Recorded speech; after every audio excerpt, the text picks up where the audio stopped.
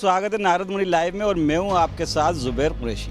दोस्तों, भारतीय जनता पार्टी ने आज अपना 2023 के लिए संकल्प पत्र जारी किया। भारतीय जनता पार्टी के राष्ट्रीय अध्यक्ष जेपी नड्डा, केंद्रीय मंत्री ज्योतिरादित्य सिंधिया, केंद्रीय मंत्री अश्विनी वाष्णे, मुख्यमंत्री शिवराज सिंह चौहान और प्रदेश अध्यक्ष वी डी शर्मा की मौजूदगी में जेपी नड्डा ने ये संकल्प पत्र जारी किया। इसी संकल्प पत्र में ऐसे क्या खास है और क्या कांग्रेस से ये बेहतर कैसा है, इस पर चर्चा करने के लिए हमारे साथ मौजूद हैं वरिष्ठ पत्रकार राजेंद्र रायगढ़ जी। उन्हीं से जानने की कोशिश करेंगे कि भाजपा और कांग्रेस के संकल्प पत्र में दोनों में क्या अंतर है और जनता को ये दोनों में से संकल्प पत्र में से कौन से संकल्प पत्र के वादे ज़्यादा लुभावने नज़र आएंगे। बीजेपी ने जो संकल्प पत्र जारी किया है उसमें उन्होंने सारे ही सेक्टर को टारगेट करा है, चाहे किसान हो, युवा हो, ग्रामीण हो, महिलाएं हों। फॉर इंस्टेंस जैसे महिलाओं जो लाडली लक्ष्मी बहना है 1.31 करोड़, अब उनको आवास की सुविधा मिलेगी। फिर दूसरा ये है कि प्रत्येक गरीब परिवार के बच्चों को 1 से 12वीं तक की फ्री शिक्षा है, ऐसा जेपी नड्डा जी ने बोला। फिर उन्होंने ये बोला कि जो प्रत्येक गरीब परिवार के प्रत्येक परिवार के एक व्यक्ति को कम से कम रोज़गार मिलेंगे। जो ट्राइबल डोमिनेटेड डिस्ट्रिक्ट हैं मंडला डिंडोरी, यहाँ भी उनको मेडिकल कॉलेज खोलेंगे। फिर जो राशन मिलता था उसमें अब लोगों को जो गरीब पात्र परिवार हैं उनको सरसों का तेल और चीनी भी मिलेगी। ये बहुत लुभावने वादे हैं।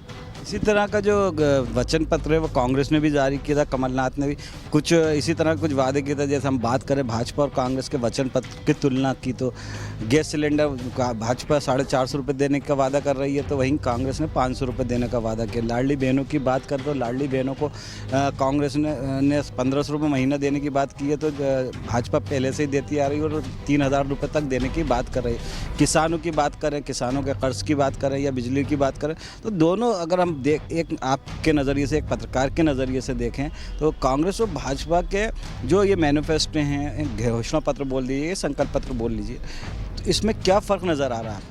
किसानों की अगर दृष्टि से बात करें तो बीजेपी ने ऐसा वादा किया कि वो एमएसपी के साथ प्रत्येक क्विंटल गेहूं पे 2700 का वो देंगे बोनस, धान पे शायद 31 रुपये देंगे। ये अलग चीज़ है।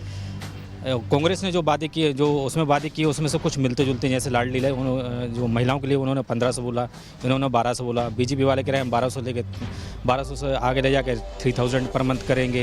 ये कुछ सेम पॉइंट है। लेकिन बीजेपी का एक जो नया पॉइंट ये आया है, बीजेपी ने कहा कि जो मेट्रो ट्रेन है हम इसको ग्वालियर और जौनपुर भी ले जाएंगे। इसके अलावा जो भाजपा का जो संकल्प पत्र है इसमें और क्या ऐसे ख़ास बातें जिससे जनता भाजपा को इस 2023 के जो चुनाव है उसमें अपने एक बार फिर सत्ता की चाबी सौंपेगी?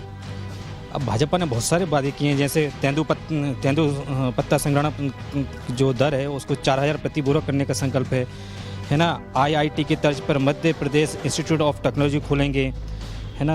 और सभी गरीब परिवार को मुफ्त राशन एवं रियायती दर पर दाल, सरसों का तेल एवं चीनी, ये जो है ना ये डिफरेंट है, ये कांग्रेस को उसमें नहीं था। एक और जो राशन बहुत बड़ी चीज़ वो करता है। इस तरह का भी जब संकल्प पत्र में कहा है कि मस्टर्ड ऑयल और उसके अलावा जो चीनी है वो रियायती दरों पर देने की बात भी कही जा रही है। हाँ, भाजपा ने बोला है, जेपी नड्डा जी ने भी बोला है भी प्रेस कॉन्फ्रेंस करके कि भाजपा अगर आई तो राशन के साथ ये चीज़ें हम रियायती दर पर देंगे। जैसे सरसों के तेल हो गए, चीनी हो गई और दाल भी हो गई। ये कौन सी दाल है? ये दाल, सारी दालें। कुछ अलग इंफ्रास्ट्रक्चर को लेकर भी जेपी नड्डा जी ने कुछ बात कही। उन्होंने ये बोला कि हम इंफ्रास्ट्रक्चर के ऊपर काफ़ी ज़्यादा खर्च करेंगे। टूरिज़्म के ऊपर उन्होंने बोला कि शायद करोड़ रुपए खर्च करने वाले हैं, उसमें ट्रेनिंग भी देंगे, युवाओं को स्किल डेवलपमेंट भी करेंगे और रोज़गार के अवसर भी प्रदान करेंगे। कुछ 6 एक्सप्रेस हाईवे बनाने की बात कही है और उस पर लगभग 20,000 करोड़ रुपए का इन्वेस्टमेंट करने की भी बात कही। अगर कहीं ये 6 एक्सप्रेस वे आ गए तो मध्य प्रदेश की इकोनॉमी बहुत ज़्यादा बढ़ जाएगी, क्योंकि ट्रांसपोर्टेशन बहुत आसान होगा, इन्वेस्टमेंट भी बहुत ज़्यादा लोग आएंगे। इंडस्ट्री जब कोई इंडस्ट्रियलिस्ट आता है तो सबसे पहले उसको रोड कनेक्टिविटी देखनी पड़ती है। अगर एक्सप्रेस वे आ गए, 6 लेन हो गया, 4 लेन भी आ गए तो इन्वेस्टमेंट बहुत ज़्यादा आएगा और मध्य प्रदेश की इकोनॉमी बहुत ज़्यादा बढ़ेगी। कुल मिलाकर आपकी नज़र में कांग्रेस का जो संकल्प पत्र है और जो बीजेपी का संकल्प पत्र है उसमें आप की तुलना क्या, आपकी किस तरह से तुलना कर सकते हैं? नहीं, देखिए दोनों पार्टी के अलग अलग अपने अपने घोषणा पत्र हैं, दोनों की अपनी अपनी विशेषताएं हैं। अब ये पब्लिक को डिसाइड करना है कि दोनों के जो घोषणा पत्र हैं दोनों में से कौन बेहतर देगा, ये पब्लिक डिसाइड करेगी। तो ये थे दोस्तों हमारे साथ राजेंद्र रायगढ़ जी, वरिष्ठ पत्रकार मध्य प्रदेश, जिनसे हमने भाजपा के संकल्प पत्र को लेकर चर्चा की, जिनसे जानने की कोशिश की कांग्रेस और भाजपा के संकल्प पत्र में क्या अंतर है और जनता को दोनों संकल्प पत्रों में से कौन से संकल्प पत्र बेहतर नज़र आ रहा हो, जनता किसको इस बार सत्ता की चाबी सौंपेगी। आपको हमारा ये इंटरव्यू कैसा लगा, अपनी राय हमें कमेंट करके ज़रूर बताएं और चैनल को सब्सक्राइब करना ना भूलें। नमस्कार, जय हिंद।